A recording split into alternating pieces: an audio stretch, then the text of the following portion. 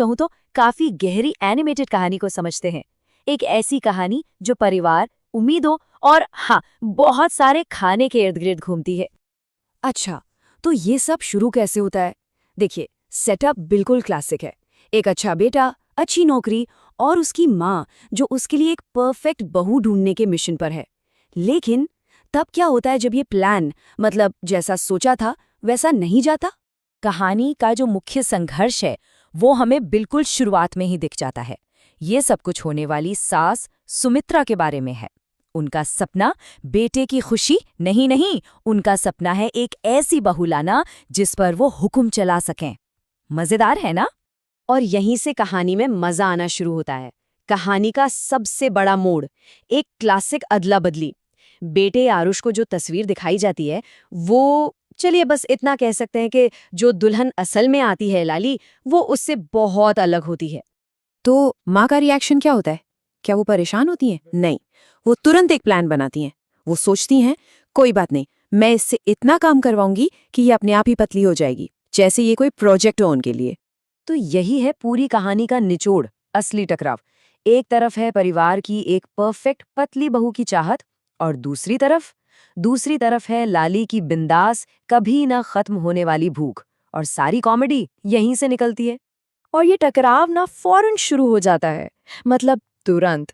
लाली की जबरदस्त भूख घर के खाने के पूरे स्टॉक को धीरे धीरे खत्म करना शुरू कर देती है। रोटियां, मैगी, जो भी हो वो खा जाती है।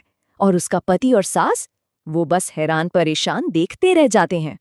तो जैसे जैसे उनकी परेशानी बढ़ती है, वो लोग अजीब अजीब स्कीमें बनाना शुरू कर देते हैं, एक के बाद एक। हर स्कीम पिछली से ज्यादा बड़ी और मजेदार, और इन सब का एक ही मकसद है, लाली को ठीक करना और उसका वजन कम करवाना।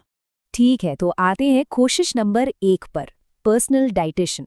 वो एक प्रोफेशनल को लाते हैं जिसका नाम है जया, ताकि वो लाली के खाने को कंट्रोल कर सके और उस पर नजर रख सके। पर लाली तो बहुत तेज है। वो इस प्लान को कैसे फेल करती है? खाने पर बहस करके? नहीं, वो सीधा डाइटिशियन पर अपने पति आरुष के साथ फ्लर्ट करने का इल्जाम लगा देती है, और बस जया घर से बाहर, प्लान फेल। तो डाइटिशियन वाला प्लान तो गया, अब उन्हें कुछ बड़ा करना था। तो अगला कदम क्या होता है? जाहिर है 1 महीने का वेट लॉस कैंप, पूरे 1 महीने की इंटेंसिव ट्रेनिंग। ये तो काम करना ही चाहिए, है ना? तो पूरा परिवार बड़ी उम्मीद से इंतजार कर रहा है। वो सोच रहे हैं कि अब दरवाजा खुलेगा और एक नई, बदली हुई, पतली दुबली लाली अंदर आएगी। वो लगभग इसे महसूस कर सकते हैं। और फिर आता है सच का सामना। वो लौटती है पहले से भी ज्यादा वजन के साथ। ये एक परफेक्ट पंचलाइन है। कैंप में जो इतनी कसरत की, उससे उसे और भी ज्यादा भूख लगने लगी। प्लान नंबर 2 पूरी तरह से बर्बाद। ठीक है, तो डाइट फेल हो गई, एक्सरसाइज फेल हो गई, अब उनके पास कोई चारा नहीं बचा। तो वो अपने आखिरी सबसे बड़े उपाय की ओर बढ़ते हैं, एक मेडिकल प्रक्रिया। मतलब अब इसमें क्या ही गलत हो सकता है, राइट? कॉमेडी तो क्लिनिक पहुंचने से पहले ही शुरू हो जाती है। वहां तक का सफर ही एक मुसीबत है। आरुष और लाली को एक छोटे से स्कूटर पर फिट होने की कोशिश करते देखना ही अपने आप में बहुत मजेदार है। तो जैसे तैसे वो क्लिनिक पहुंचते हैं, सब कुछ तैयार है, और फिर प्लान अपनी आखिरी अनसोची रुकावट से टकराता है।